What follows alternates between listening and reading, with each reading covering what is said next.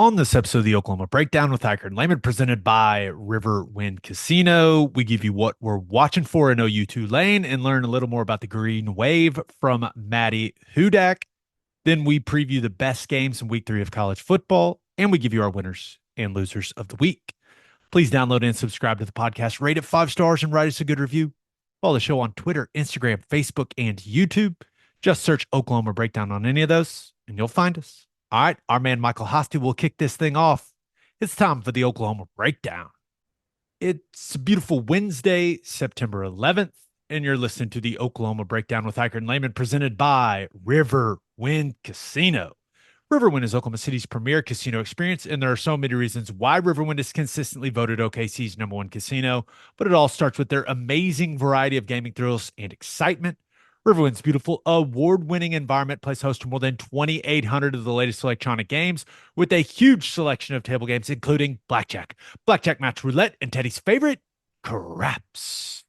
No matter what your game, Riverwind has it in spades and hearts. And to learn more about their gaming promotions and entertainment options in the month of September, all you got to do is visit riverwind.com. Riverwind Casino, good times, great rewards. Are you nervous? Are we Yes, nervous? yes, Nervous? Like I'm nervous. Tulane is Tulane's a good football team, Ted. They are. They're a good football team. I'm nervous, but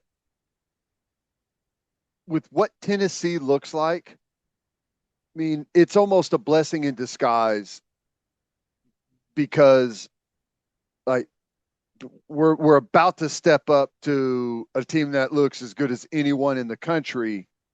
And and I know we're injured and we've got some things that we're working through. So like maybe a stress-free week to try and get some confidence going wouldn't necessarily be a bad thing. But I think this team needs a good, tough challenge, and we got it. I I think so.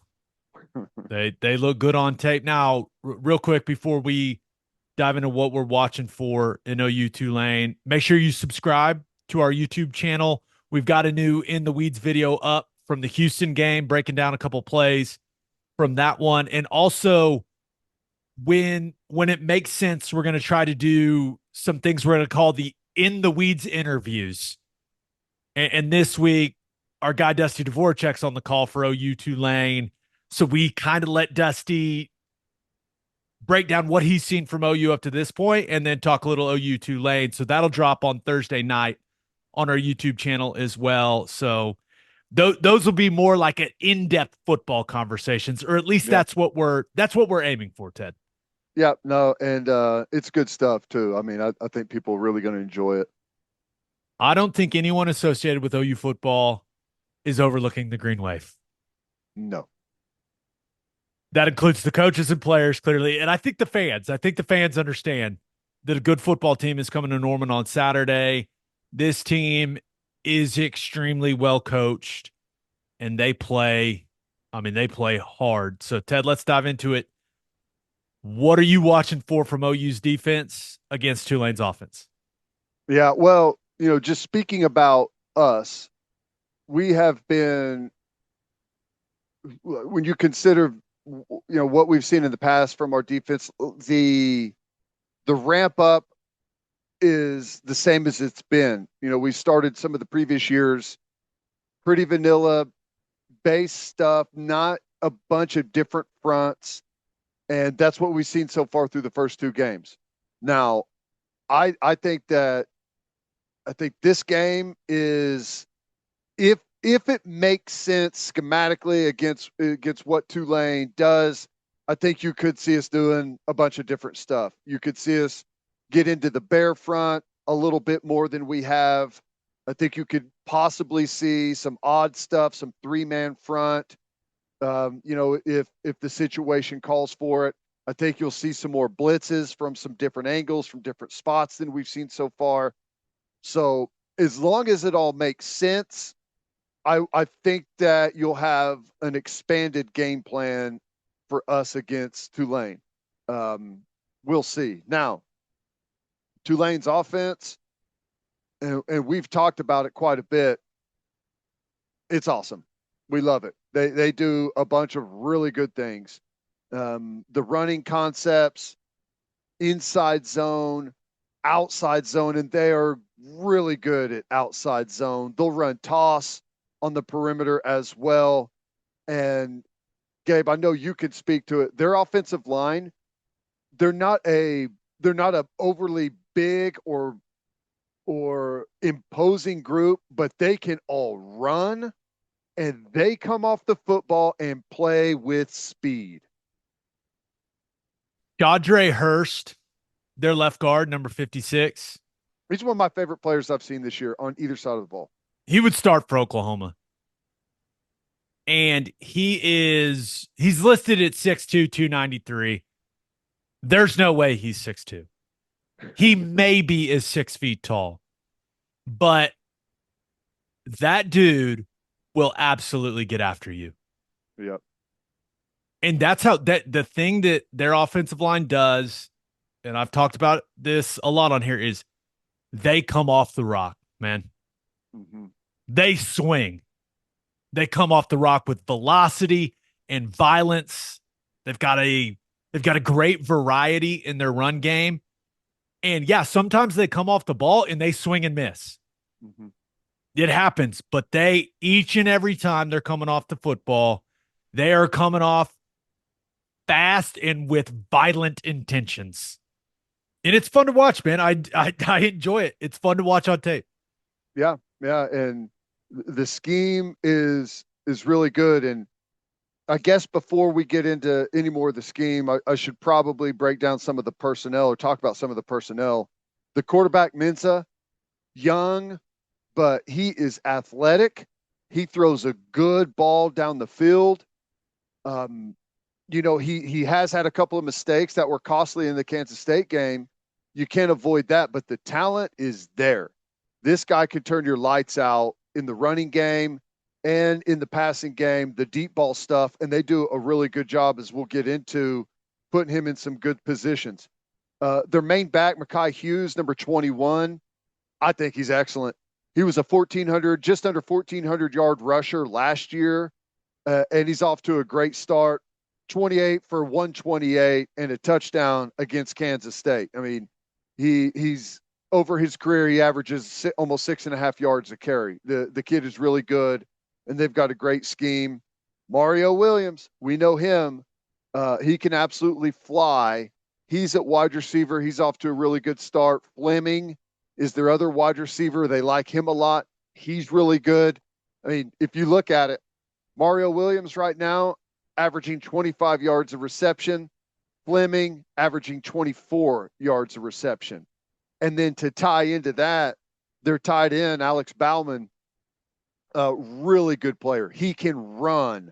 They like him, in the boot stuff, which ties into their outside zone, their toss scheme, run a lot of boot.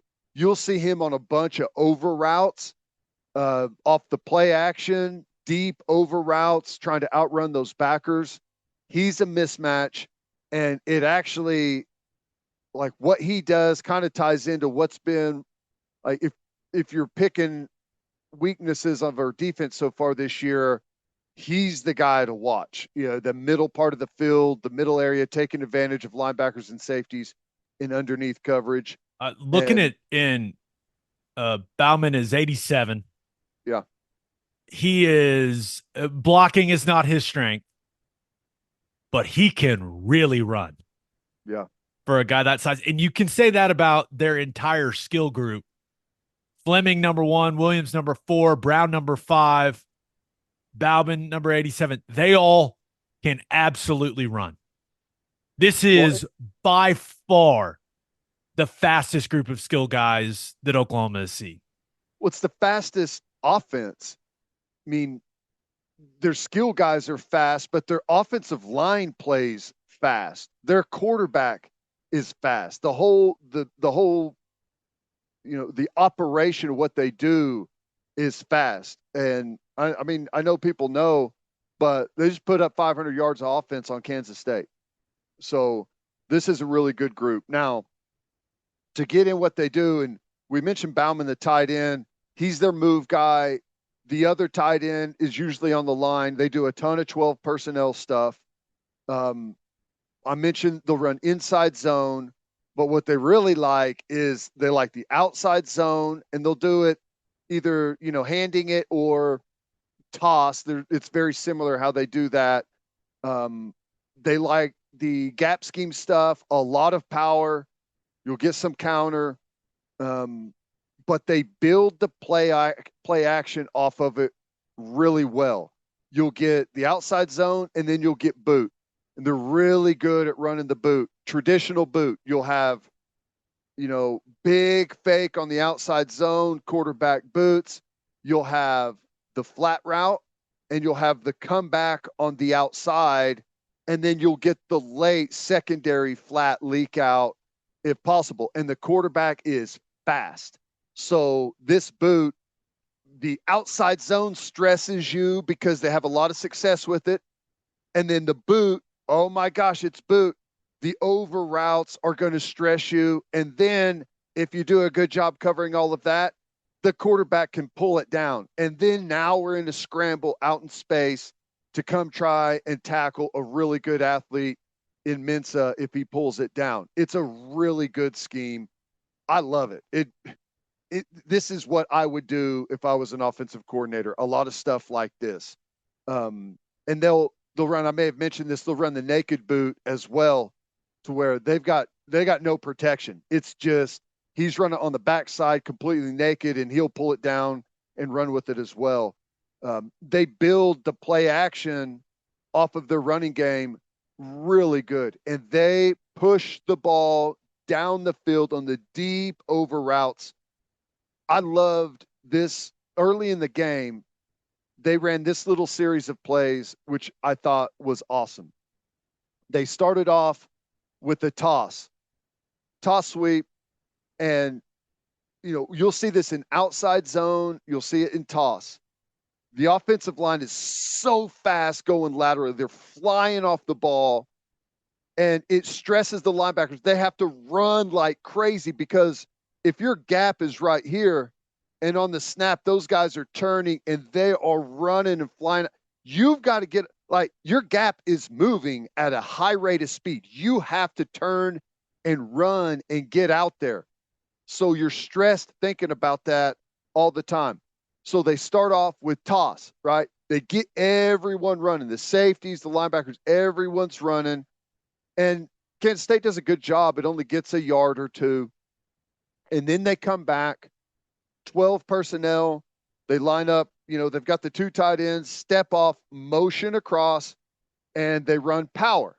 So you get the outside play in the toss, and then they run the gap scheme with the guard pulling, the tight end kicking out. It's the power. The backers have to fit it. You have to insert the safety over to where the gaps where they're running the power. Kansas State does a good job defending it, but again, it's stress because you have to move and your gaps are changing. And then on third down, they run power pass.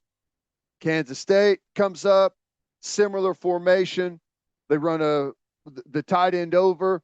It looks like they're running power again, just enough to the safety step up and freeze, just enough. And I think it's Fleming on the deep over route, and Mensa puts a beautiful ball right on top of it. You can see the safety. He takes like two little half steps up, and you can see him like on film go, shit, and then turn around and like try and get to the post, and he can't get there. And they hit like a 50-plus yard bomb on him.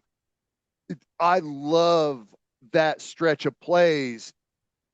Really stresses out the safeties, the linebackers, not to mention the defensive line.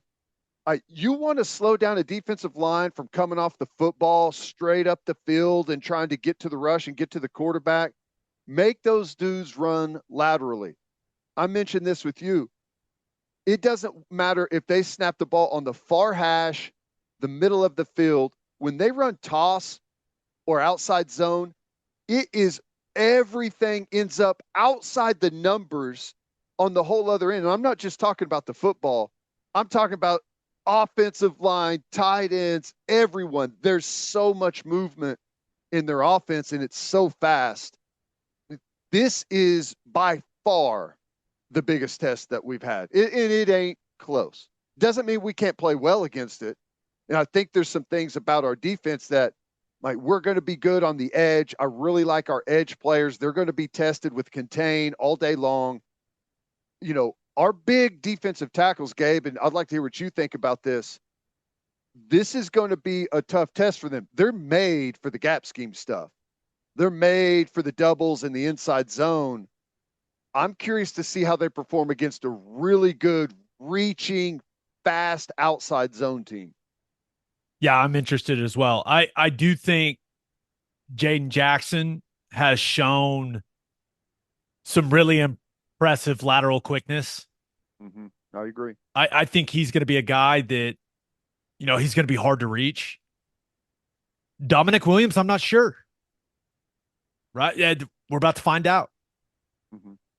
I think that, you get those bigger body defensive tackles that are, made to eat up double teams. And they do some of that stuff where the guys are going to get to anchor on some of the gap scheme double teams, but they are going to constantly feel threatened, like, and in their heads, don't get reached, don't get reached, don't get reached. And we'll find out if they have the awareness, the block recognition to not get reached. Because if they do, in the interior, Mekhi Hughes is going to rip off some big runs in this football game because they create, and it's why outside zone is my favorite play in all of football. It creates all of these variables for a defense, and they run it with a ton of velocity. So the defense is having to process all this stuff, stay in their gap, and it's all moving very fast. Yep. That's why I love the play. Yep. And they run it at a high level. Yeah. I do think their right guard and right tackle are the weakness of their offensive line when I watch them.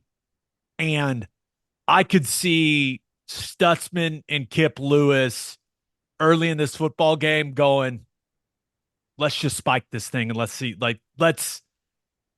if we can get some run throughs, get some big negative plays there, because there's negative plays of linebackers running through on that Kansas State tape.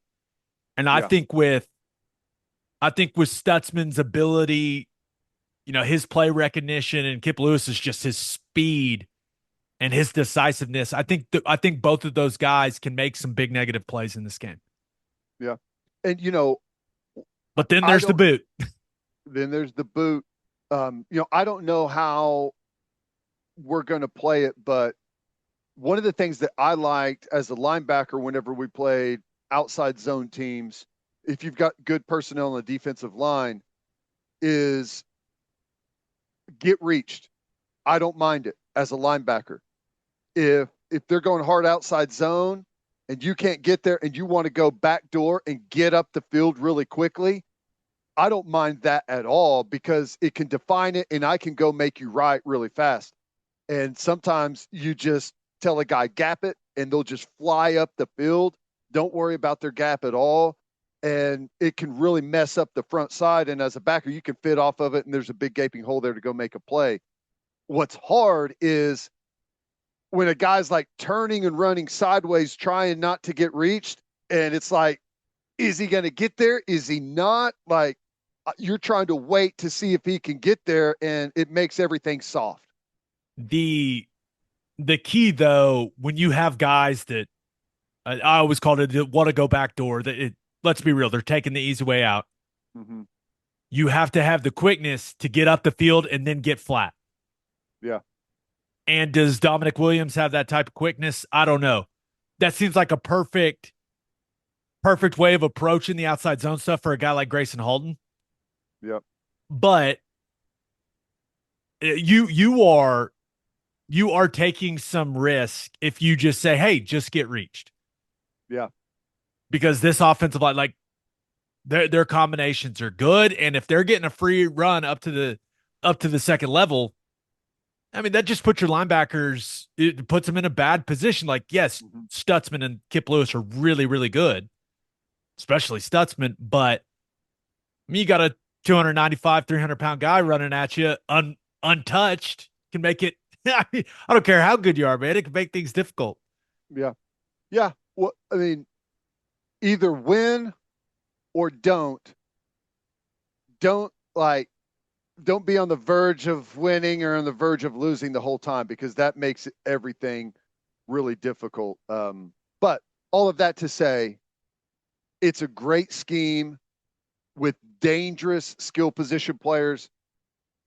Coach Venables said on Monday. Now, whether you think this is coach speak or whatever, part of it, like I think it's a great group of skill guys. So I mean, I don't, maybe it's a little bit of an exaggeration, but the point is, he said that they think that this is as good or better than any skill position group that they're going to see all season long.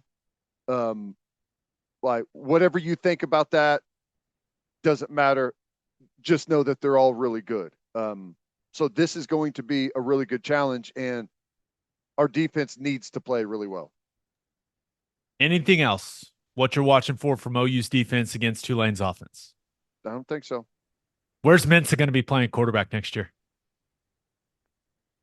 Yeah, that's Florida an State, interesting question. It, yeah, maybe SEC school, LSU. LSU. Someone is going to throw a bag at this young man. I mean, and I know there's still a lot of season to play, but what he's put on tape these first two games, Looks good. people are going to be backing up the NIL Brinks truck for him. Yep, that's right. He's good. Do you think you made the fan base feel better by just praising their offensive scheme? Well, I I You're doubt just it, it's but just the truth. It's really I mean, dude, it's really good. it's just the truth. It's good, and that's not to say that we can't. Our defense can't play really well against it. I think we can, but it's just going to be the biggest challenge that we've had. I mean, Temple and Houston offensively are not close to what Tulane is capable of. Completely agree. All right, let's get to what we're watching for from OU's offense against Tulane's defense. But first, fuel your journey at Love's Travel Stops and save 10 cents per gallon on gas and auto diesel.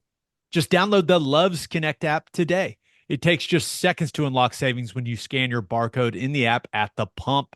This discount and other mobile deals on drinks and snacks are available at more than 640 Love's locations across the country.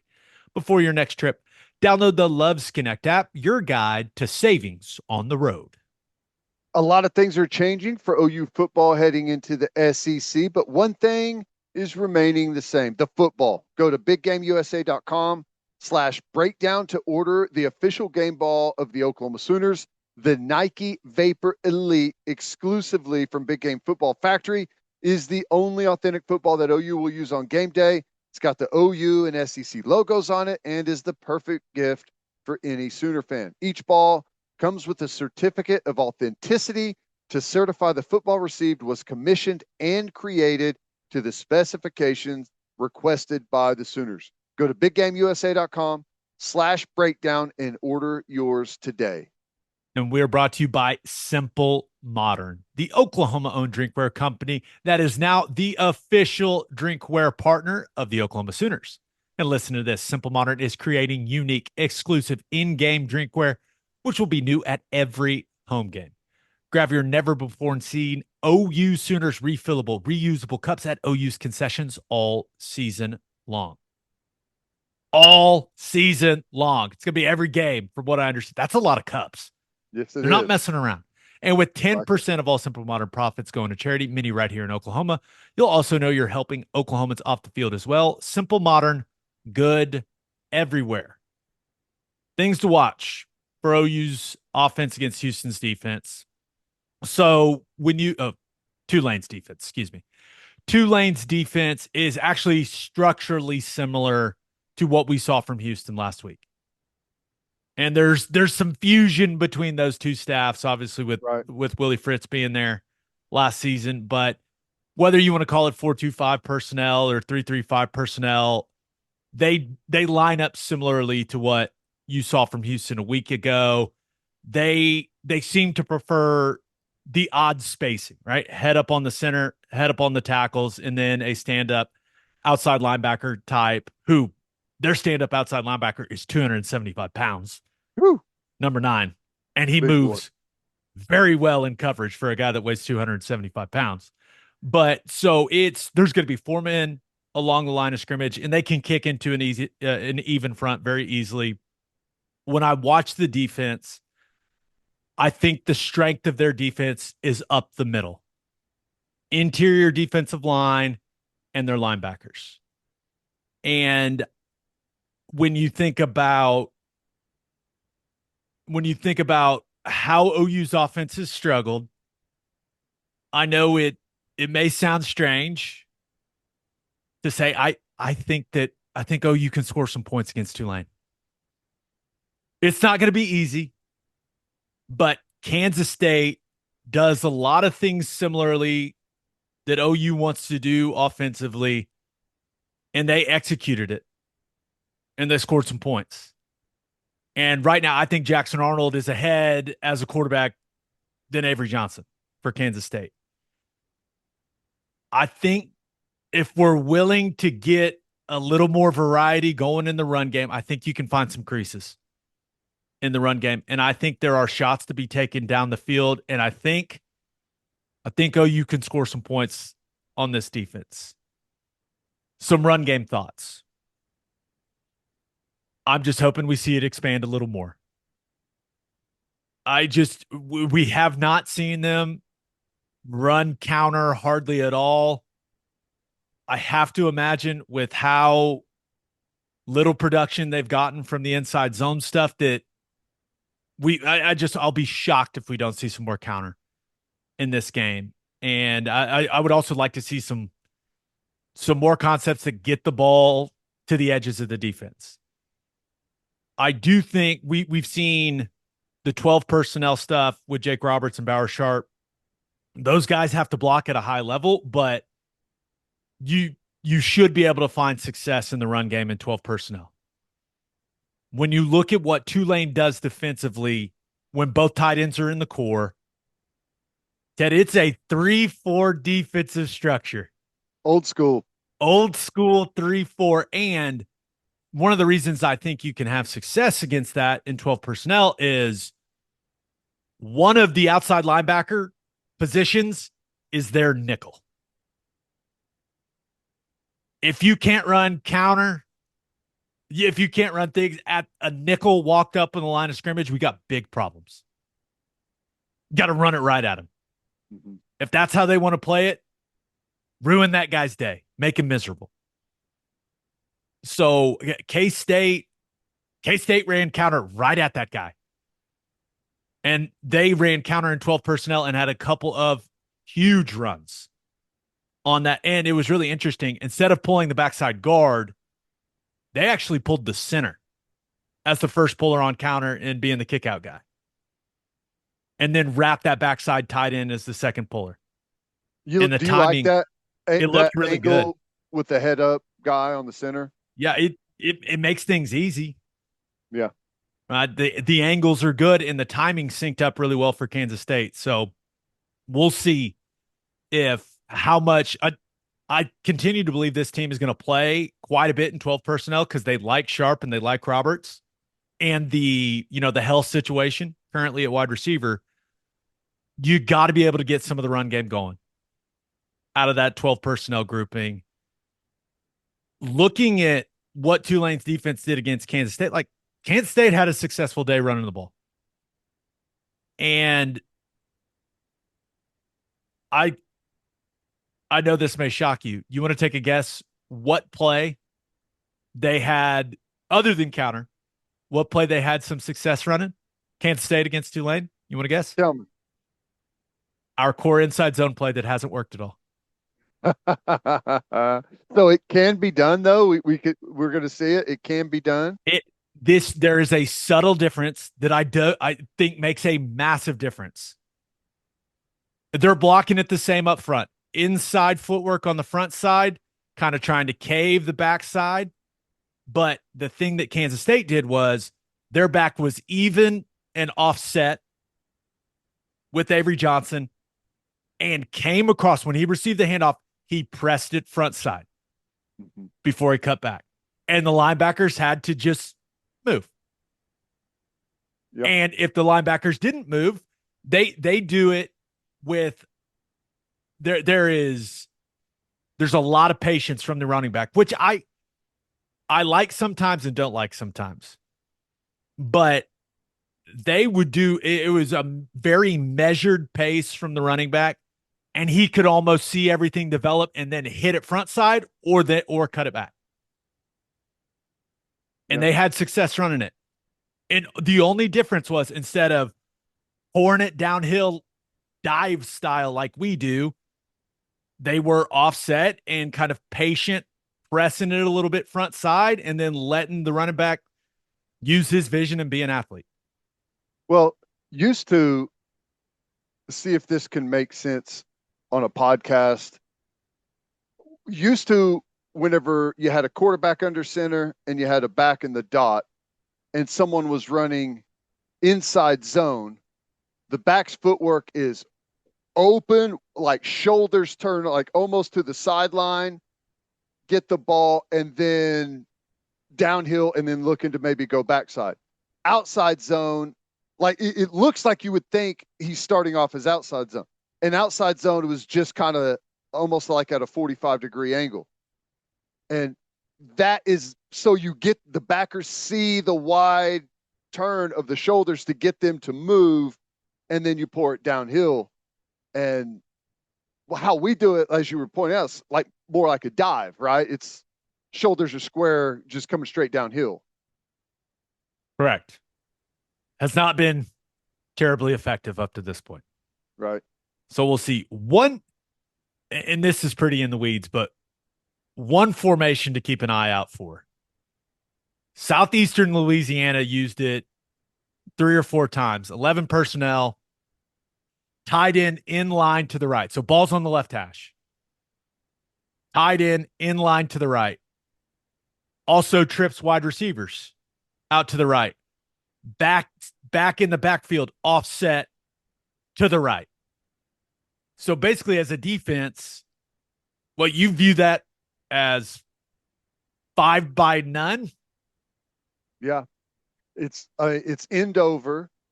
So you've got the exposed tackle on the backside, end over. So the tight end is covered up.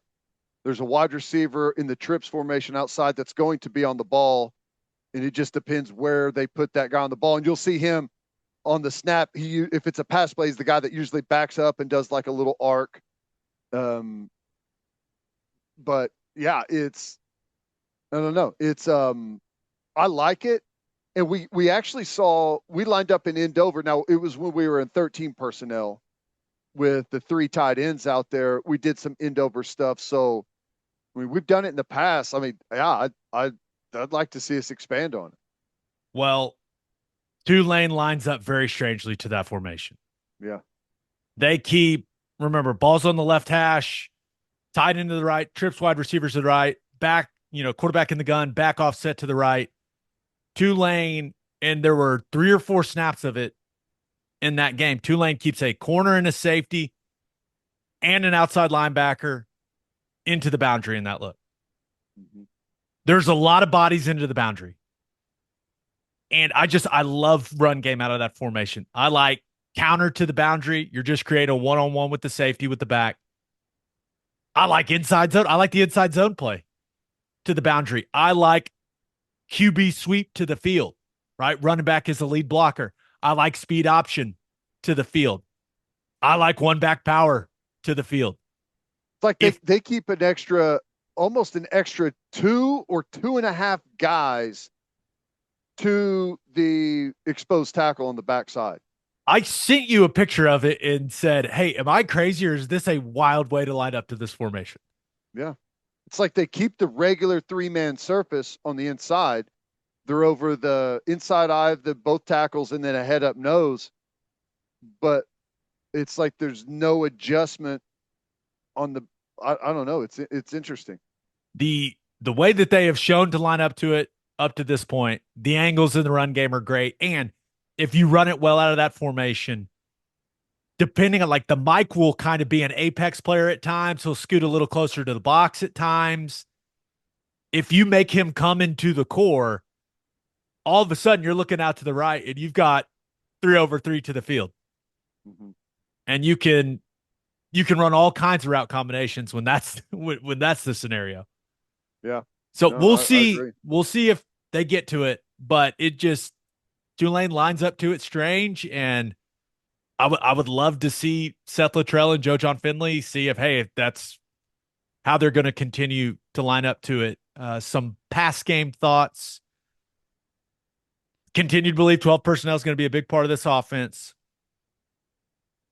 If they can run it effectively out of 12, Tulane has shown on tape whether the safety is spinning down late and fitting or he just comes into the box and lines up. They will add an eighth element to the box when you're in 12 personnel. Basically saying, hey, throw it.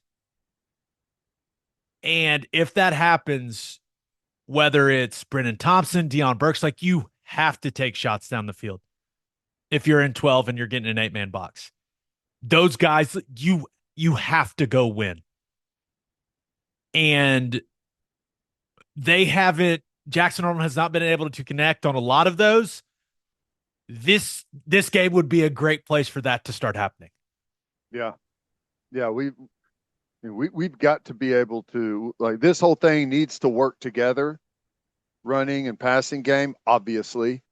But if people are going to load the box on you and you can't make them pay down the field, you're gearing up for a long football game and a long season.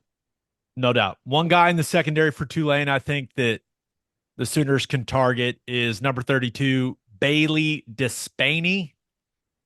When he's in at safety, and they play a ton of guys on defense. They rotate a lot of D-line. They rotate a lot of backer. They rotate a lot in the secondary. But I don't think 32 runs very well. And he also is a guy, I've always said, hey, he's a guy that he'll take the cheese. If you dangle something short in front of him, you can run something long in behind him. So he's not very fluid. I don't think he turns his hips very well. I think 32 is a guy that you attack in the passing game. I'm going to continue to try to speak this into existence, Ted. For whatever reason, Tulane loses track of running backs coming out of the backfield in the passing game. Kansas State had a couple of massive plays, including a long touchdown. Please throw it to the running back a couple times. Please. Speaking of running backs, buddy, let me tell you, number 15, Sam Howard, their Mike backer. Buckle up. This guy, I mean, he wears like the neck board and plays like his head is made of stone. Leads with the face when he is blitzing. And we saw Javonte Barnes step in there last week and just have some absolute collisions. Well, buddy, better cut this guy. Maybe cut him the first time. But this is the running backs, whether it's Barnes or Sawchuk or Tatum, when 15 is coming and they blitz him quite a bit, it is going to be a car crash. Put that mouthpiece in and buckle that chin strap. And honestly, as I watch it like through the lens of an offensive lineman, I wouldn't mind when everything's kind of even defensively, extending protections to 15 to where the running backs don't have to have as many of those collisions. Yeah. Where the offensive line is responsible for them. We'll see what plan Bill Bedenbaugh comes up with. But when it's the running back one-on-one with 15, get ready. Get ready. It is violent. Yeah. I mean, I like when Barnes fits it up in there the way he does, but I mean, You got to have a change up, man. It's going to be a long season. We're 2 games in, and he's had about 15 car crashes already, on top of running all the carries that he's got. It is a long season, man. I mean, I know that DeMarco doesn't like those guys to cut in that position, but man, you go up there and have that type of hit with the guy, like the next time they're expecting it, like I'm the opposite. I would have the car crash the first time, and the next time he's going to be expecting the same thing, and then you sell it and then cut him late. And then after that, he doesn't know what to do. But like, that's this guy, that guy's going to be way, because how big is he? He's big. He's like 6'3", right? He looks, you know who he kind of looks like physically is Kenneth Murray. Yeah. Now he's not, I don't know if he runs as well as Kenneth Murray does, but he is listed at 6'2", 220. Oh, okay. Like I would say maybe what discount brand Kenneth Murray is best. Yeah. That maybe that's mean, but he is, dude. He wants the collision. It's clear on Yeah. tape. He will Yeah. go out of his way to try to run through a running back's soul. Dude, you got to go watch some of the Southeast Louisiana. Him and that running back had, oh my gosh, it was. There are several of them. Oh, it's fantastic. Last thing, just from a pass protection standpoint, nobody for them really stands out as a really natural pass rusher. But, assuming that it's the same offensive line lineup that we saw finish the game against Houston, Logan Howland, he's going to have to anchor against number 45, Aiden Huntington. This guy, 6'1", 281 at the edge spot for them. And So a ball of muscle. Do you remember the guy from, I think it was Houston last year? the plate in the interior. Yes. Kind Yeah. of reminds me of him, where the guy looks like he squats, I don't know, 800 pounds. Yeah. That's how number 45 looks like. So he weighs the same as Logan, but he's like 6 or 7 inches shorter. There's a No, leverage advantage there. Howland's like 310 now. He's Oh, put the okay. work in, but he All right. is, when 45 is lined up against Logan Howland, he's going to try to go through his soul. Mm-hmm. So that is definitely something to keep your eye on. You got anything else that you've seen from Tulane's defense? No, I like it. Good breakdown. Jackson Arnold got to play on time. We've talked a lot about that. I don't think we need to dive into that any deeper. Let's get to call your shot. We asked you guys the number one thing that you'll be watching for in OU-Tulane. This first one comes from Bradley Worthington. He says, if we can control the time of possession, the defense can't be on the field for 40 plus minutes back-to-back games with Tennessee coming to town. We Yep. haven't talked a lot about that, Ted, but yes, game control, time of possession, whatever you want to call it, the Sooners offense, clearly the third down struggles, just the overall struggles have resulted in a very skewed time of possession so far this season. Yeah. And, you heard Venables kind of allude to this at Rudy's on Monday. Um, our offense, I hope they get it turned around. I'm optimistic that they will when they get healthy, and I think things are going to come together. But I believe at this point it's safe to say that our defense is going to be the strength of this football team. And if that is the case, then the mindset of the offense needs to change somewhat. If you can score, you go score. I'm not suggesting that, but if things are if yards and points are harder to come by, you need to slow down. Execution is going to be the most critical thing. If you're playing to your defense, you cannot turn the football over. You cannot have needless penalties because you're not playing in a shootout anymore. You're playing in a field position battle. So every 5-yard penalty is going to matter. You can't penalize yourself. You can't have blown plays like the first play of the game, and we talked about that and they fixed it, but negative yardage plays are an absolute killer for you. You have to call it more conservatively to keep yourself out of those situations. You have to dominate special teams. Your punter has to be a weapon. You can't muff kicks. Time management, clock management. You can't miss field goals. You have to dominate defensively and special teams to win 2 phases to give yourself a chance to win. And I think that we're going to be playing those type of games to where we're trying to shorten the game. And it's a total change from what we're used to. We're used to track meets around here. Okay. So everything else, all of the details are cranked up. When you can score points at will, all of that stuff really doesn't matter. I mean, who cares what your field position is? You're just going to go down and score.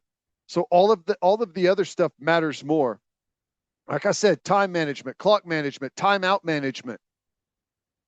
You have to be perfect in that area. That's what teams that play like that are good at. And to be honest with you, over the last 2-3 seasons, we are terrible at that. We are not good at clock management, situational management.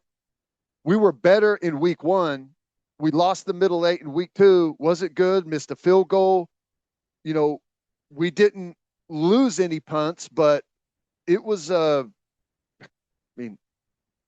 was a rodeo every time we were catching a punt in the air. So, I agree with a lot of that, but we've got to be really good in all the other areas.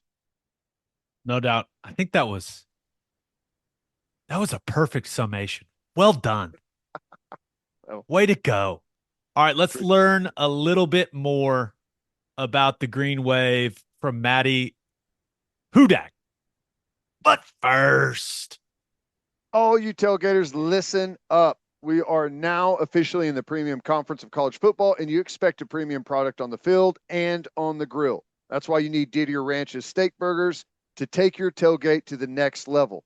Proudly raised in Oklahoma for over 120 years, premium beef this good is hard to come by. Go to DidierRanch.com. That's DIDIER ranch.com. Use promo code Oklahoma15 for 15% off your order. Didier Ranch, tradition plays better and tastes better. and 3 things matter in banking: service, service, and service.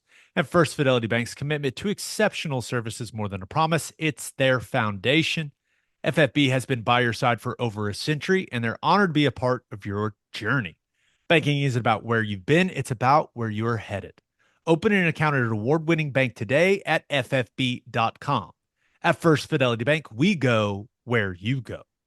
And head to the garage for hand smashed patties, butter toasted buns, and ice cold beer. It's the perfect spot to watch any big game. And with all the garage locations being open to 10 p.m. or later every night, it's the go-to late night spot. Visit eatatthegarage.com to find a location near you and order online from the garage in your neighborhood.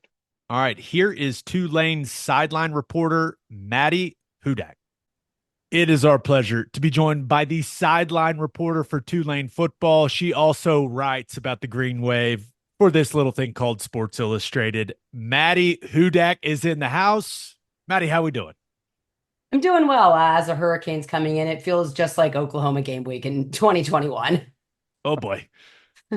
Yeah, that one was interesting. And I guess what is there another hurricane, right? So the timing is Impeccable. fascinating. Yeah. Yeah.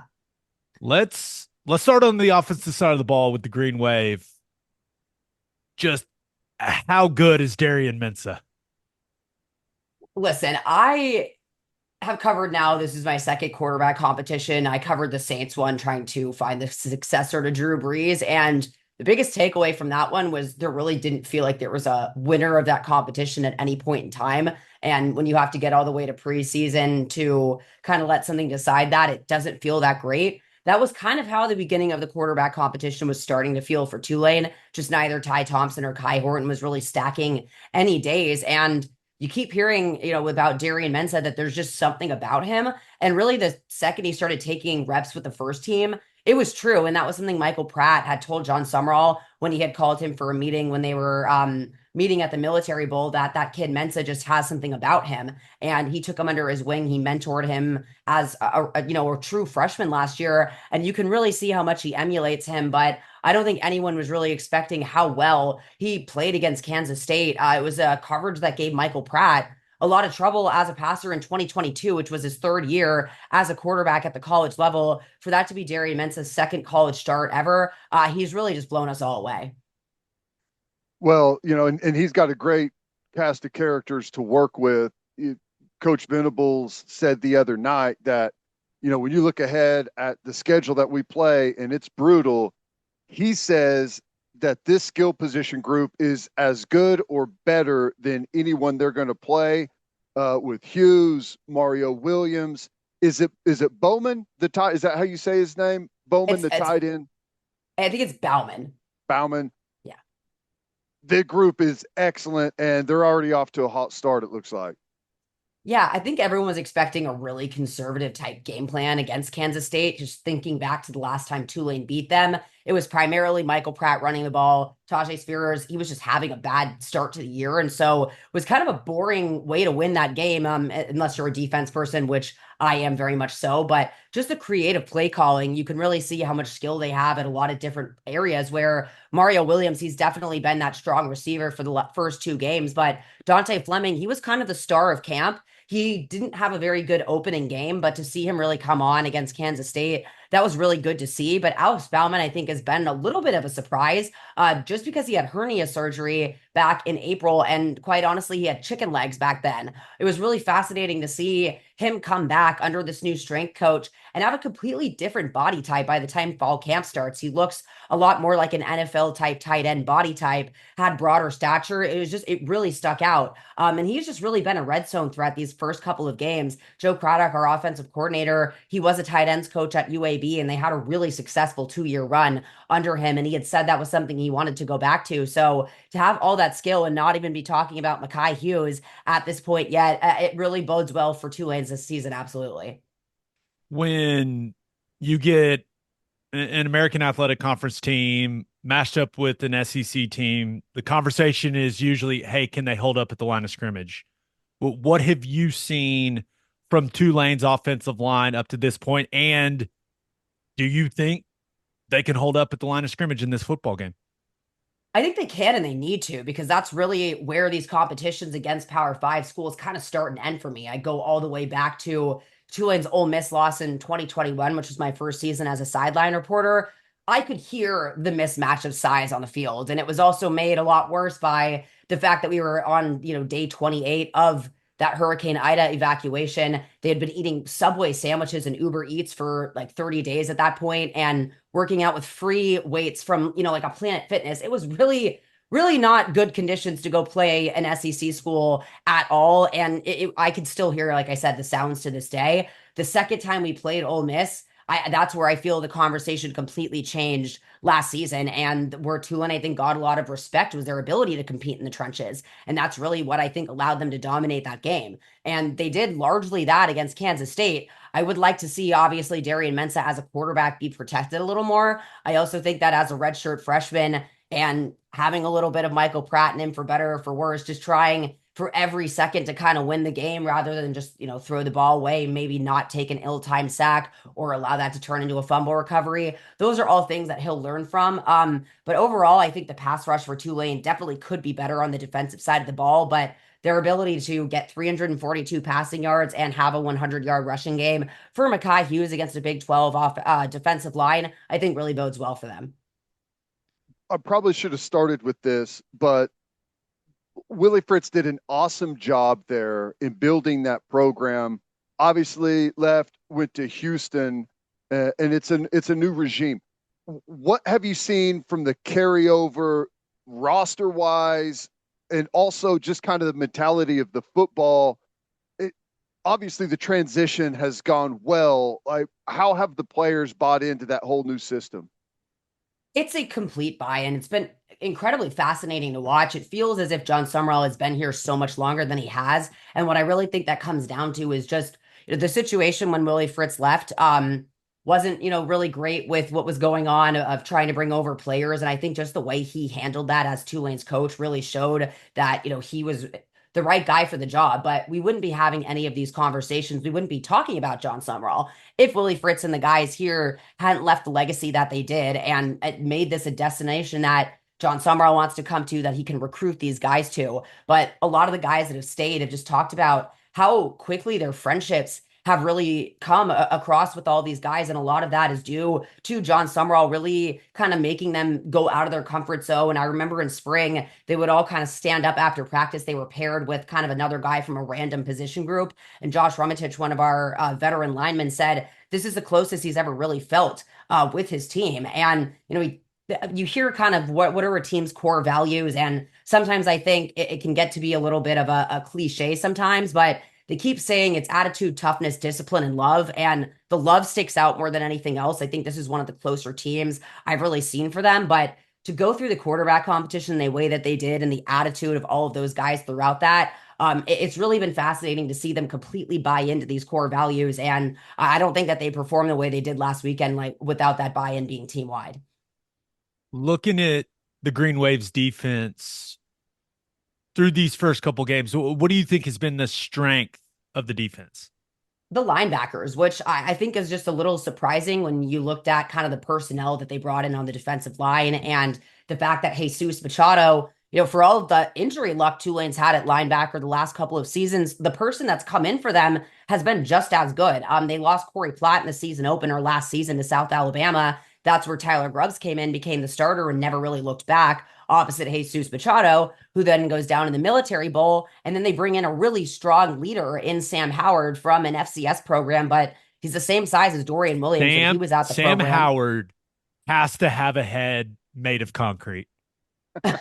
Oh my gosh, watching him on tape, it gives me a headache watching him on tape. And again, just their ability to get these guys from these FCS programs that have the size, have the playmaking ability, but also have the leadership of a guy like Sam Howard. I had run into JJ McCleskey, one of our coaches, this offseason, and the first thing he said was, Sam Howard is just like Nick Anderson, and he really makes that difference in the weight room. And then I physically ran into Sam Howard on the sidewalk, had to look up. I'm like, well, that was a really great pickup in the transfer portal. But that to me has definitely been the strength as they're trying to kind of find their way on a pass rush in that defensive front. I think that the linebackers really held down the fort, especially against a mobile quarterback in Avery Johnson last week. How do you think the game has to unfold for Tulane to come in and get a win? I mean, and maybe the mindset has changed after watching how the Kansas State game unfolded. And you mentioned you thought it was possibly going to be a conservative game plan. They opened it up. Do you think that maybe they smell blood in the water a little bit with Oklahoma not looking great out of the gates and they're going to come out just letting it fly? Or do you feel like maybe they think it's a little more even than they would have thought and have just pretty much kind of a straightforward, X's and O's type of game? If I've learned anything from these first two matchups for Tulane, it's that it's not just going to be really a straight up vanilla game plan. I think this team is really going for it this season. And to me, it's probably not as much smelling blood in the water on your guys' perspective as much as it is that close game getting away from them last weekend and heading into this year. Like Tulane last year, they were the hunted, they were the top dogs, and that made sense with all the returnees, especially Michael Pratt and Willie Fritz. They were picked third to win our conference. They haven't really been ranked at all. And now I think they very much have a chip on their shoulder, but I think they can also see it now, seeing the way that they not only just competed against Kansas State, but pretty much outgained them in every category and largely controlled the tempo of that game until kind of those final moments. But they also never really let it get out of control either. And I thought the response to adversity in that game as it kept happening And to give, Darian Mensah, not just to start handing the ball off ad nauseum after he had that fumble recovery for a touchdown. I thought the way that they really let him air it out on that final drive showed me that this team isn't really scared to go for it. And so I think they have a lot to maybe prove to themselves this weekend, but I also think that they can see it in a way that was really impossible to a couple weeks ago, where starting quarterback wasn't named until the season opener. You had no idea ultimately how a redshirt freshman was going to perform. And they had, I think, 4 returning starters on the defensive side of the ball, and one of those being kind of a rotational defensive line piece. There were just so many questions, but I think that they see that this is a winnable game. It means so much to them. And it's not to discount anything about Oklahoma. I just think Tulane really, really wants this. Well, they were really, really impressive against Kansas State, and the way that it looked to me, they were the better football team for the majority of the game. So I can't imagine anyone for Oklahoma is taking this Green Wave football team lightly. Maddy, thank you so much for the time. We'll see you in Norman on Saturday, right? Awesome. Yeah. Hopefully it's dry up by y'all by then. It's going to be hot. It's going It, to be hot. yeah, it's We're it's used to gonna that be here. yeah, Yeah. it's gonna be hot. You'll be fine. It'll be fine. All right. Appreciate the time, Maddy. Thank you. Sounds like Tulane's coming to Norman with some confidence, Ted. Yep. They're going to be geared up for this one after that K-State game for sure. All right, let's get to our week 3 college football previews. But first, Schwab Meat loves football, and they make delicious smoked meats, hot dogs, and sausages for us to enjoy before, during, and after games. You should go load up on schwabmeat.com and use promo code OKBreakdown for free shipping on orders over $75. Schwab also loves the football players in Oklahoma, which is why they've partnered with Danny Stutzman and Nick Martin, because those 2 linebackers got that dog in them. Schwab should know dogs are what they do best. Schwab Meat, the official hot dog of game days. Insurica has launched a new digital agency, introducing Insurica Direct. Whether you're in Oklahoma or anywhere across the U.S., they've got you covered. From small business insurance and health insurance for your employees to insurance for individuals like home, auto, and even Medicare supplements. Insurica Direct's got it all. Start your journey today at insuricadirect.com. Remember, at Insurica, we specialize in you. Week 3 of college football. And we're going to start to focus more on the SEC in this segment, but this is a fun one. Number 4, Alabama going to Wisconsin.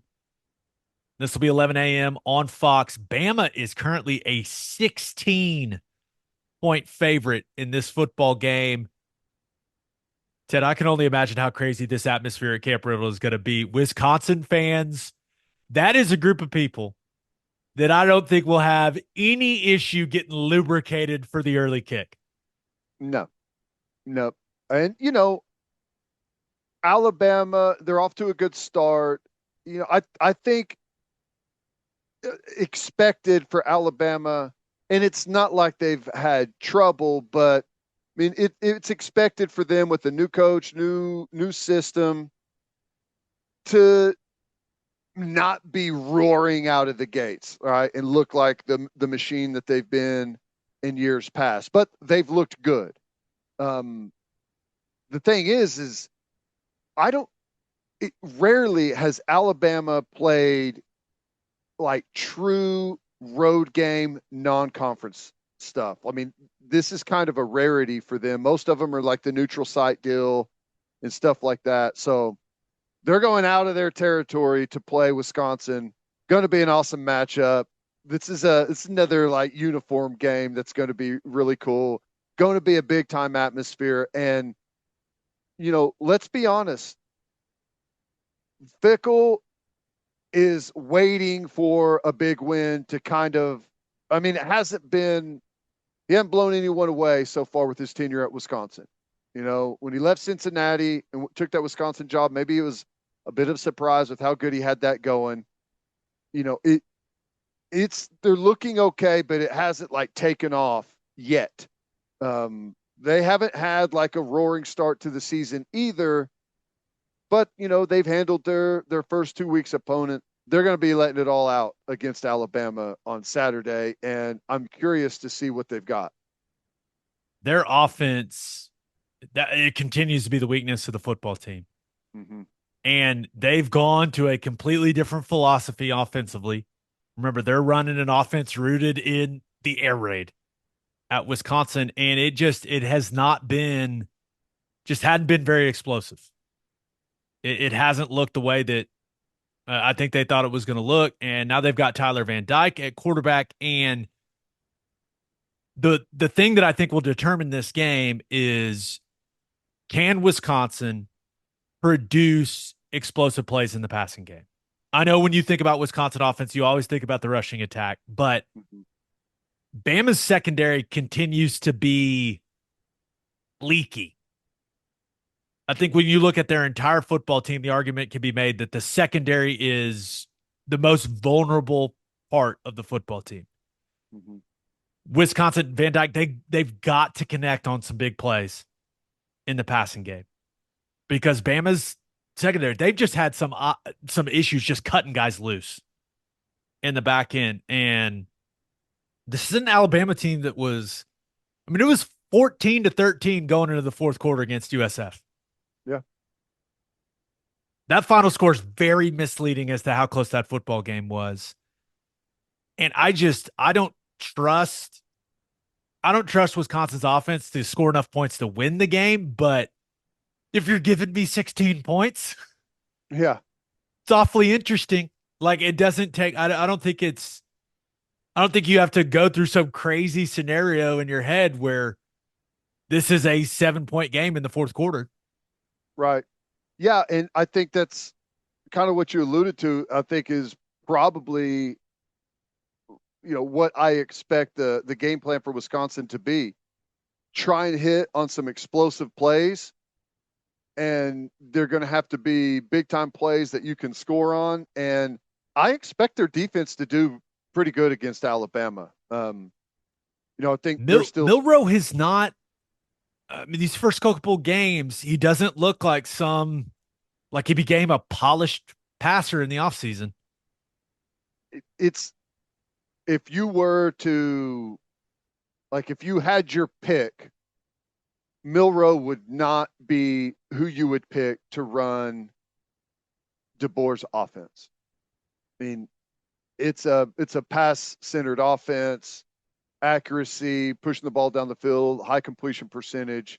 I mean, there's a lot of things to love about Milroe, but it's just, I think it will get there, but it's not a match made in heaven. At least it doesn't seem to be right now with his style and the offensive style that they're playing. So I do expect Wisconsin's defense to play well. If they can force a couple of turnovers, win the special teams battle, and find a way to create a handful of explosive plays on offense, you may find yourself in a one possession game in the fourth quarter. And if it's a one possession game in the fourth quarter, buddy, that place is going to be insane.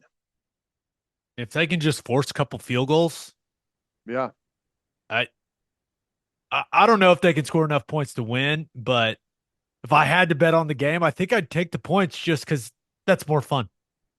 Yep. It's also very possible that Alabama completely out-athletes them and beats them by 35. Like, that's also 100%. On the table. That 100%.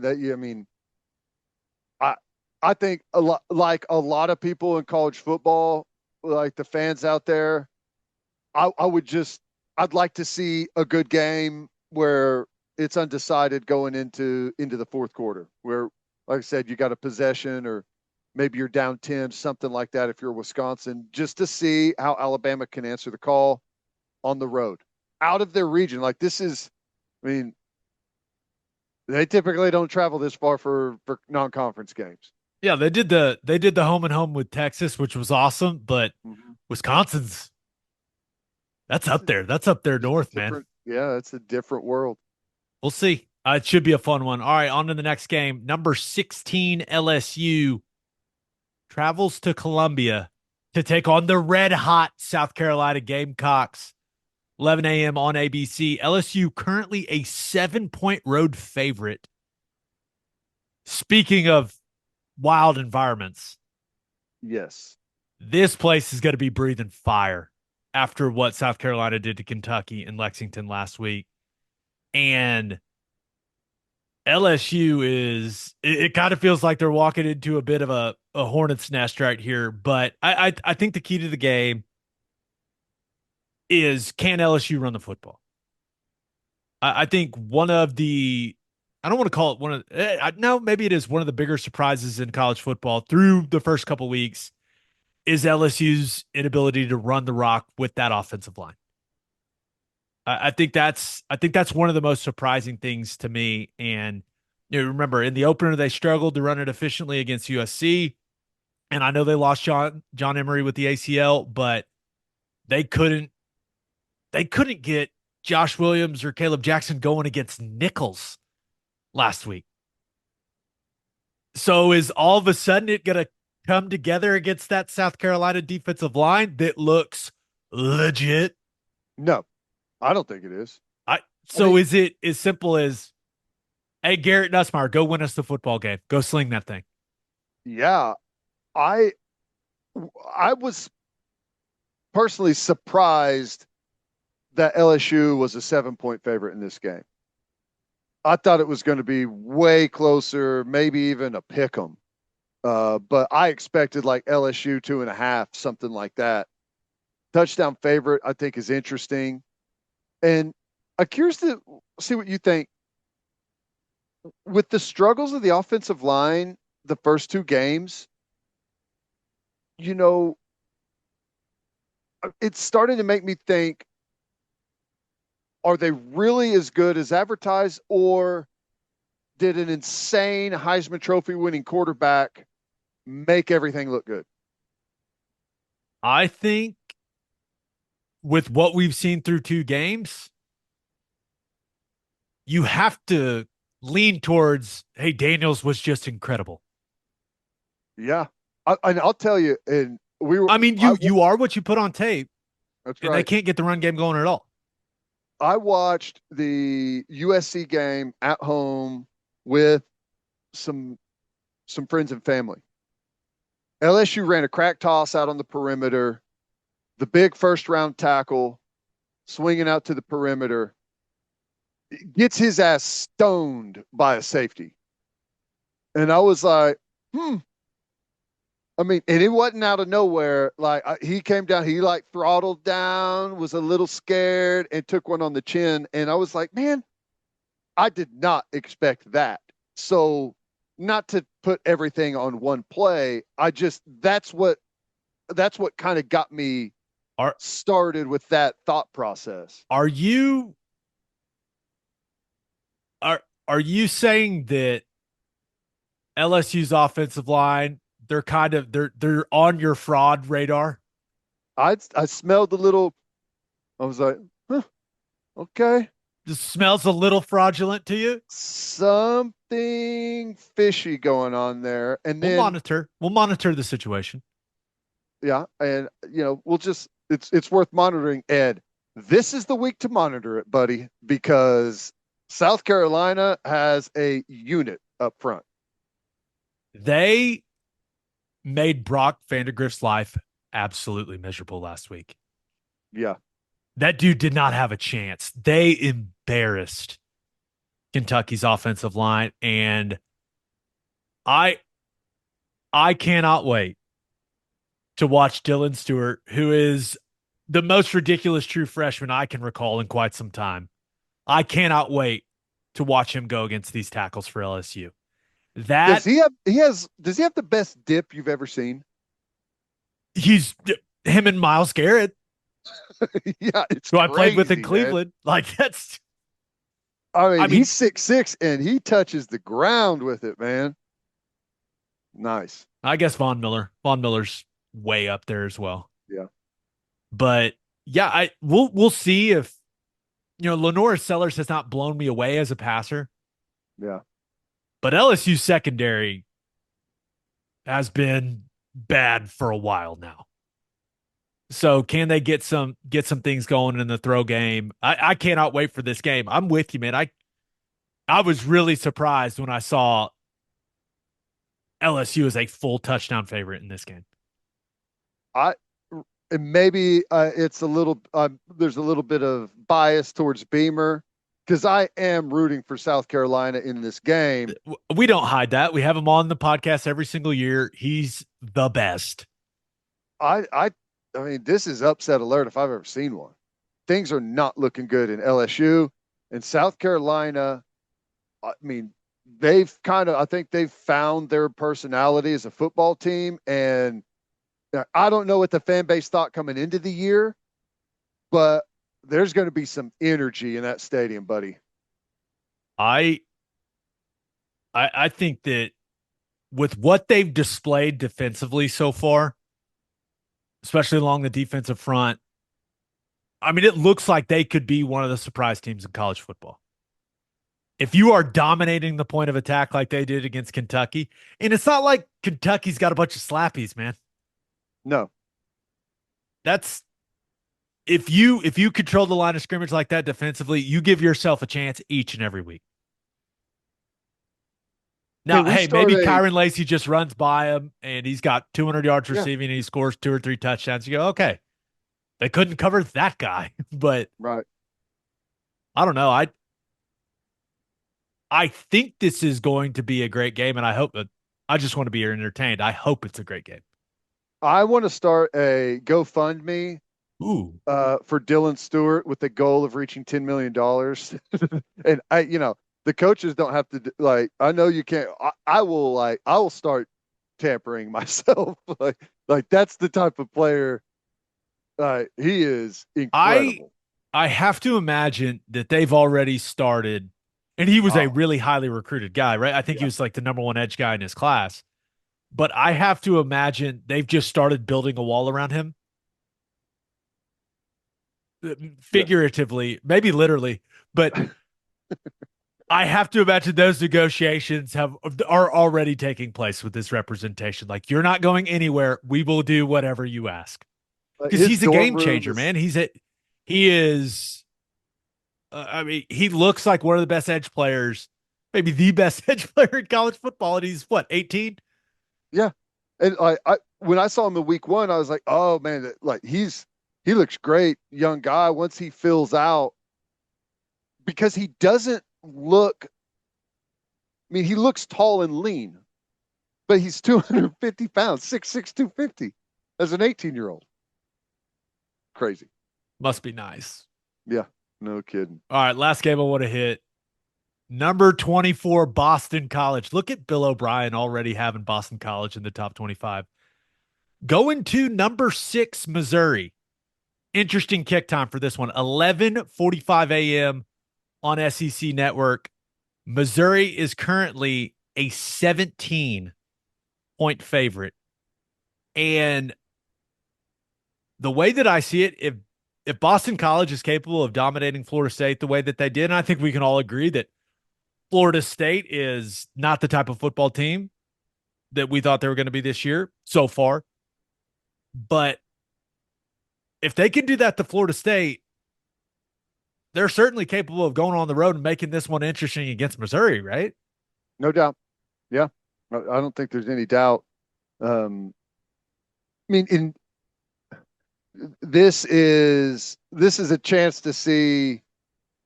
I expect Missouri to win. Now, so do I.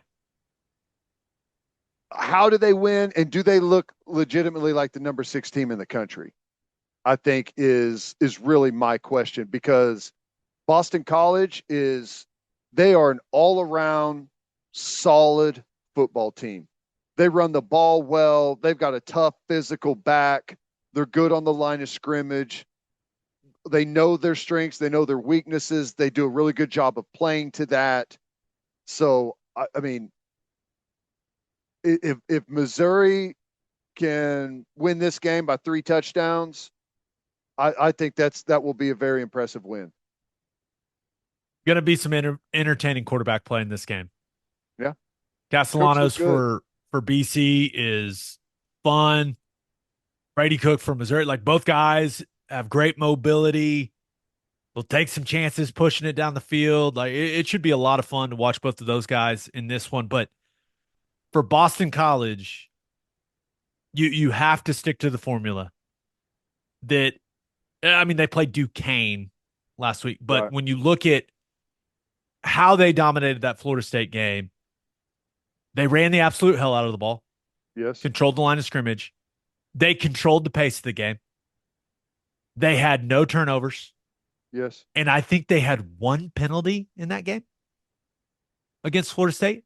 That's the formula, buddy. For going That's on the the formula. road. You go and do that again on the road, you're going to give yourself a great chance to win the football game. But if Castellanos goes out there and throws it to Mizzou a couple times, like they're going to lose. But if they can run the rock and control the clock and play clean football, this is going to be a 4-quarter game. But are they capable of doing that at Missouri? We'll see. I still wonder, like Missouri has not found their replacement for Cody Schrader, who was so dynamic for them a year ago. And it seems like they're still searching at that running back position a little bit, but we'll see if this is the game where a guy kind of takes that position by the reins for the Tigers. I'm not sure, but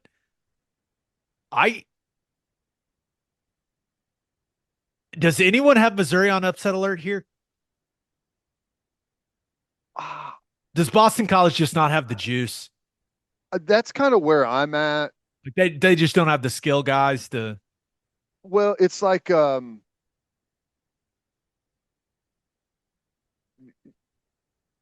it's hard to do it twice. Yeah. Like once you get on someone's radar, it can be very hard to win if you're outmatched twice. But I also I mean I like Missouri. I actually really like their offense. I mean, the design of their offense. But are they really the number 6 team in the country? Like that's kind of where I'm at with Missouri. And I'm not saying they're not, but I need to see them prove that. And a good solid win over like I said, there's what a 16.5 point favorite. I think if you cover that spread, you win by 3 touchdowns. To me, that is a really impressive win. And I think that's what a number 6 team in the country would do to Boston College. Yeah. I'm interested, when we recap this game on Sunday, I'm interested in what we're going to be saying. I know. I agree. Anytime we talk about Missouri, though, we gotta get an update on one of my bold predictions before the season. Do you remember what it was? Only because I see it in the rundown. Deion Burks. Remember, my prediction was that Deion Burks would have more yards from scrimmage than Luther Burden. Very bold. Very bold. Burden, arguably the best player in college football. Burks only 103 yards through 2 games. Has not broken out. Luther Burden, 85 total yards from scrimmage through 2 games. Okay. And this is the stack them up period too, for going out and having a 220-yard game, 3 touchdowns, something like that. Slow start, huh? Slow start for both. So we'll see. We'll see. But currently, I'm not looking as crazy as some people thought I was. How about that? I like it. All right, let's finish up with our winners and losers of the week. As always, Ted, kick us off. Who do you have as your winner of the week? Myself. A little bit of fanboying here. Monday Night Football. Wait, Aaron you just Rodgers. made yourself your winner of the week? Yep, I'm the winner of the week. Okay. I'm interested. Aaron Rodgers. I was so excited last year to see him play, and he goes down on that first series. That was frustrating. So round 2, here we go. I know they lost the football game, but Aaron Rodgers still incredibly fun to watch.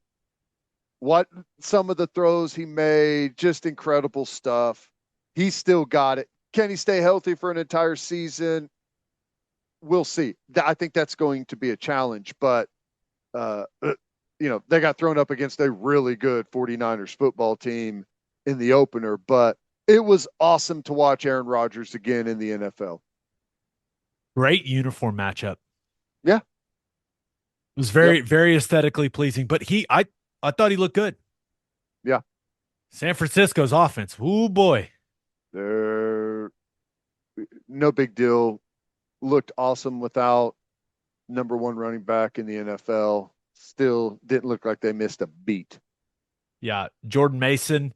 And I hated it. It became some controversy. Like you said, I knew I was going to start on Friday. I can't believe that became such a big deal, but Mm-hmm. that dude was toting the rock. They Yeah. have Kyle Shanahan, and let me know if you disagree. I think he is head and shoulders above everyone else in all of football when it comes to designing run game. He does some Big stuff fan. where I go, "Oh my God, how did he even think of that?" Big fan. It helps with some of the blockers that he's able to use up front. Yeah, remember just what was it, a week ago when they were all concerned, hey, Trent Williams was still not signed or still they hadn't renegotiated his deal, banged up in the interior, and those guys went out there and dominated the football game.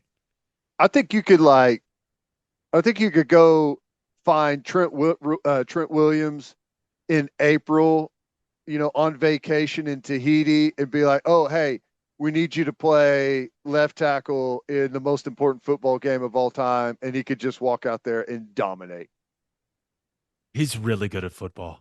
Yeah.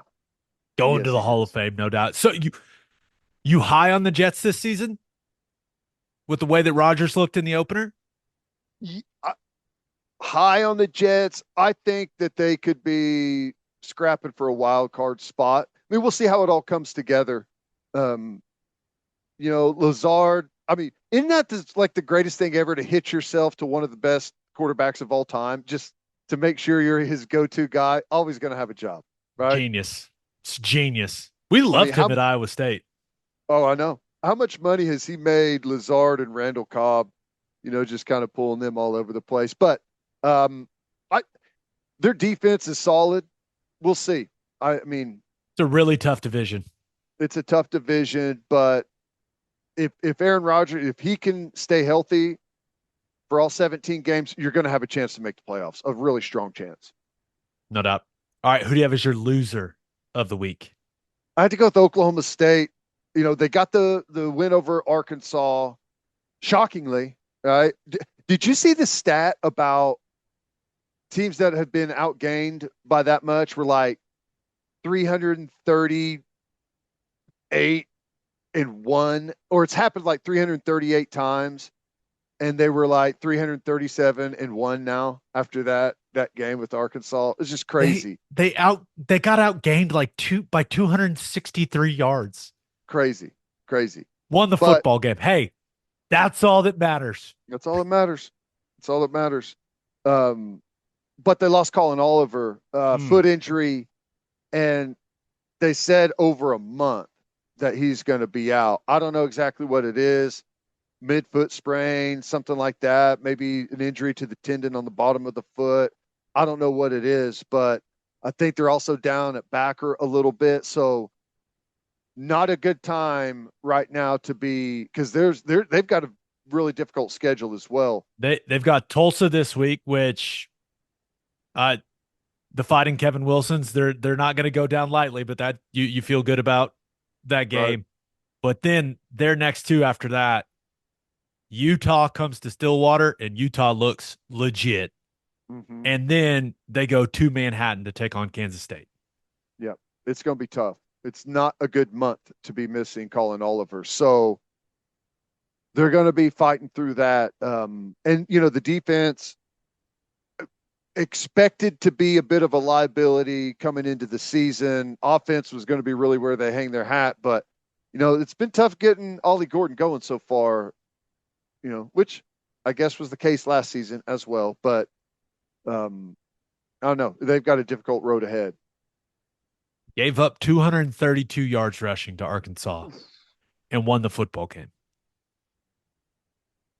I Some of the chunk plays that they gave up in that football game have to be alarming. And now you take one of your best players, and Collin Oliver's an interesting player. I think with the way that they move him around, it can make it challenging on an offense, like how to treat him. Yeah. And you remove that piece, even though, did you see the guy that replaced him? The Well, Ezigbo guy? no, look I mean, good. that dude absolutely racked up. He had, I think, 3.5 TFLs and 2 sacks Hey, and 9 tackles. And he was at Gannon University with Nardo, I believe. Guy came from nowhere. He's like 6'2", 245, looks incredible. I was like, who the hell is this guy? Dude was flying around. is it going to be another one of those? Why hasn't this guy been playing? Yes. That's who That's is this Oklahoma guy? State's specialty. Someone comes out of nowhere about 2 or 3 games into the season and has just an incredible season. That'd be nice. They're going to need that defensively. Yeah, but I'm bummed for Collin Oliver. That's a Yep, big loss for Oklahoma State with it 2 is. massive conference games coming up. All right, let's get to my winner and loser.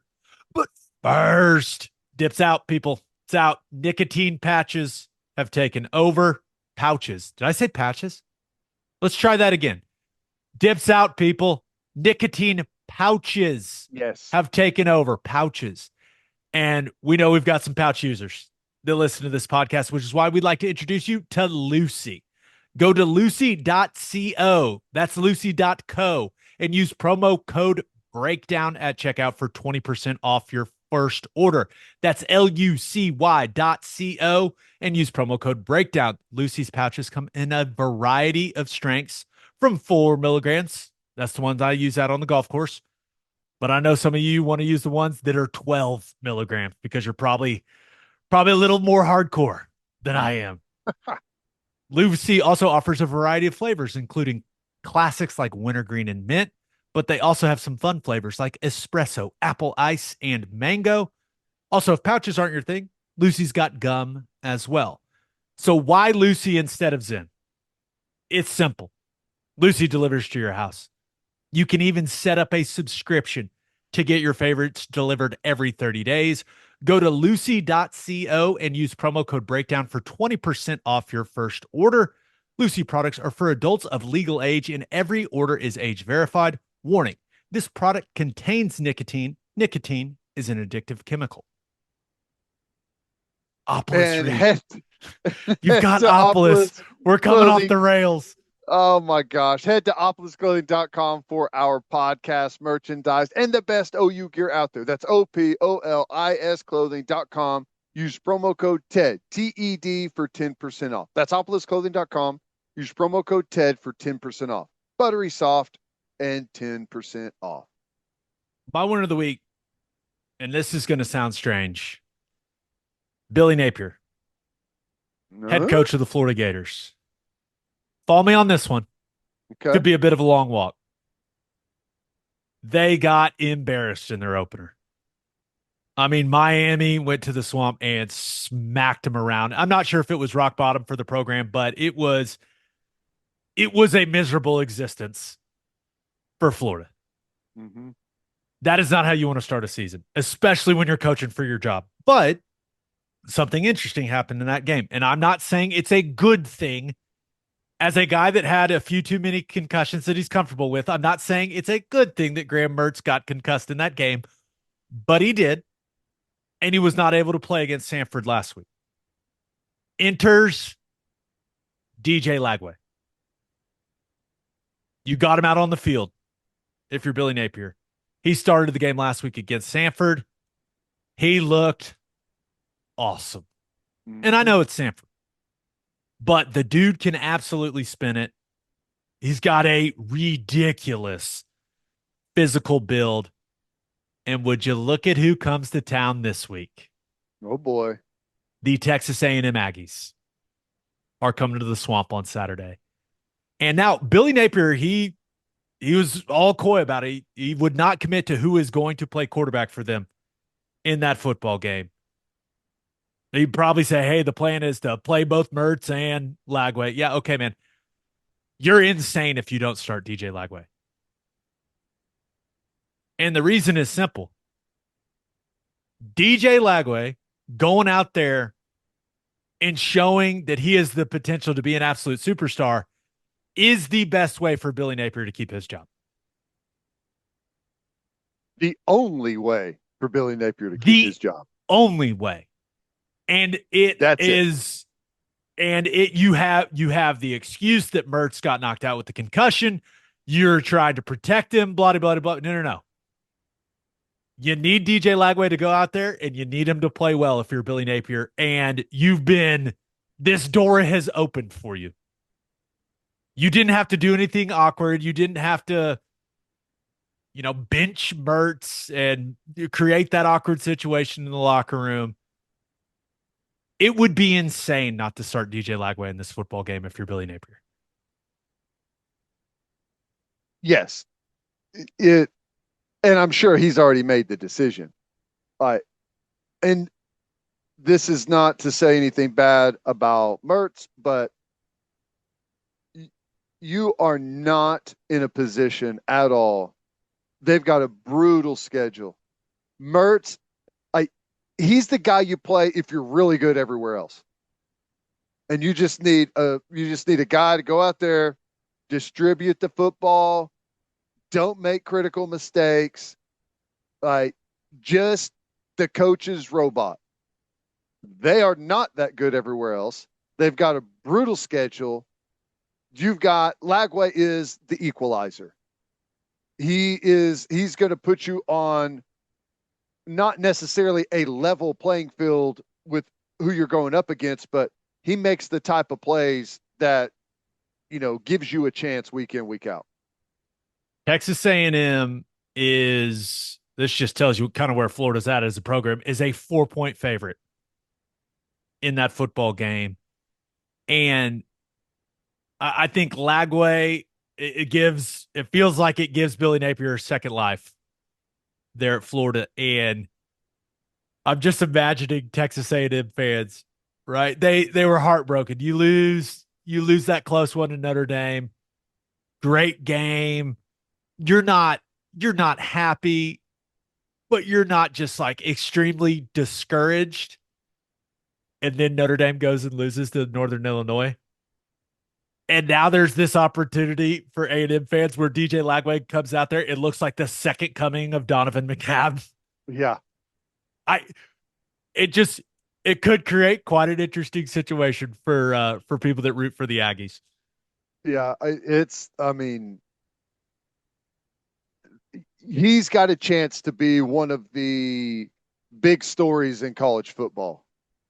Mertz ain't going to be a big story in college football. Again, sorry to Graham Mertz. There's a place for quarterbacks that play like him, but Lagway is, he's Florida's, I'm not going to say he's their only hope, but him ripping go balls down the field, escaping sacks in the pocket, and then throwing a 65-yard bomb down the opposite sideline, that is what Florida desperately needs right now. Do you think Mike Elko looks at it and goes, damn it, why did Mertz have to get concussed? I'd much rather game plan for Mertz than for Lagway. Well, and the problem is a guy like Lagway can be hard to game plan for. You can do everything right, and he spins out of a sack, and the next thing you know, 75-yard touchdown going the other way. So it's going to be fun. I'm interested in that game. I really am. Sign me up for wanting all of the DJ Lagway experience. I want to see it all. Once again, no offense to Graham Mertz. He was not the problem for Florida a year ago. But I want to see DJ Lagway. I want to see it real bad. So do the right thing, Billy Napier. There's no way he starts Mertz, right? Well, not if he wants to keep his job. If he does, he's going to be loser of the week next week. Okay, deal. My loser of the week. Give me the Cleveland Browns. First of all, and I know we got a lot of Cowboys fans that listen to this. The Cowboys absolutely smacked the Browns. Yes, they did. In their home opener.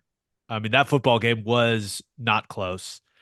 That is not the way you're trying to start the season if you're the Cleveland Browns. And then one of the reasons you got smacked is because your starting quarterback was what, 24 of 45 through a couple picks, has not It's played any terrible. good football. He's one of the worst. He's one of the worst quarterbacks in the NFL. And what happens Monday?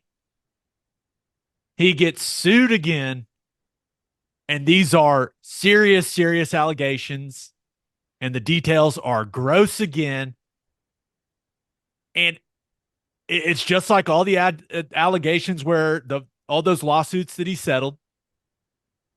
But if you're the Browns, you thought hopefully, hey, that stuff's at least behind us. That's all settled. And now we can just focus on trying to make him good at football again. And it's back to being one of the top headlines in the National Football League. And Deshaun Watson is not good. He's No. not a good quarterback. Did you see that ball he threw that CD Lamb caught on the It's a sideline? great ball to CD. Guy's wide open, perfect protection. He just throws it 7 yards into the bench. The player that he was is never coming back. And the fact that you gave up 6 draft picks, including 3 first rounders, and you gave him $230 million, and you've gotten, I think I read 13 games from him. Remember, suspension, injury. He's played 13 games, and he's sucked in those games. And then that doesn't even factor in the negativity that it has brought your franchise. Yep. I feel like Deshaun Watson, it's just this. And I played for the Browns twice. I typically root for the teams that employed me at some point in time when I'm watching NFL football. It's an easy way to do it. But as long as Deshaun Watson is the quarterback for the Cleveland Browns, they are the easiest team to root against in all of sports for me. That's kind of where I'm at with it. And that contract, like that, what you want to call it, a trade, a roster move, whatever you want to call it, with not only with what you're getting from him as a player and the draft capital and the money you gave him, let's not forget the entire rest of the NFL was like, what the hell are you doing? So all the other teams are pissed at you.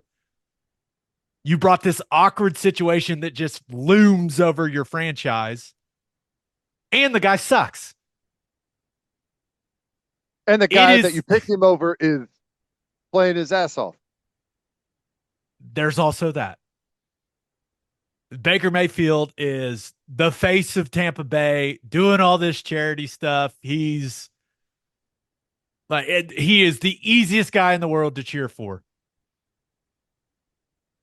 And you've got Deshaun Watson. Dude, it is an all-time. I don't know if it's number one, but it's way up there. It is an all-time bad roster move in the history of American sports. It's so bad that the theory is out there that it's not a coincidence that this lawsuit popped up on the Monday after he looked atrocious in the opener, because there's one way to get out of that contract for the Cleveland Browns. You made your bed. Yep. Have fun lying in that. Ugh. Ugh, I bad. just please play someone else at quarterback so I can cheer for a team that I played for twice. Yep. And listen, due process, all that stuff. I get it. There's a pretty common theme in all this stuff, Ted. Yeah. Yeah. No kidding. So No kidding. It's got to suck to be a Browns fan right now. Just, and they have awesome fans, man. Awesome fans. Brutal. It sucks for, like, yeah, he's playing terrible. You paid all that money, gave up the picks, all of that. but like the compounding factor is to watch Baker Mayfield, who, there was a time whenever he had some hate out there, but I mean, it feels like generally speaking, everyone loves the guy now, right? Once he left Cleveland, his Q rating's way up there. Yes. Especially when you compare it to Deshaun Watson. Right. God. Birthday shout-outs. Happy second birthday to Juniper Bell Peanut Thompson. Happy 26th birthday to Reed Richardson. Happy 40th birthday to Gib Linsman. Happy GIB 45th, Gib. Yeah. Happy 40th birthday, the big 4-0 to Gib Linsman. Happy 45th birthday to WBT. WBT. Nice. Nailed it. Happy birthday to WBT. Happy 46th birthday to Chance Vanover. Happy 50th birthday to Jeremy Rodman. Happy birthday to Robert Conger. And happy birthday to Tiffany Snyder. On that note, episode 456 in the books. We'll have a new podcast that'll drop on Sunday. Obviously, we'll be recapping what happens in OU-Tulane. Just a reminder, please subscribe to the podcast wherever you listen to podcasts. Please subscribe to the YouTube channel. We're going to continue to try to grow that thing. So tell all your friends to subscribe to our YouTube channel as well. Hope you all have a great rest of your week. Have an awesome weekend. Enjoy the game. Make some noise. Until next time, we appreciate y'all for listening. Do what you always do, Oklahoma. Take care of each other.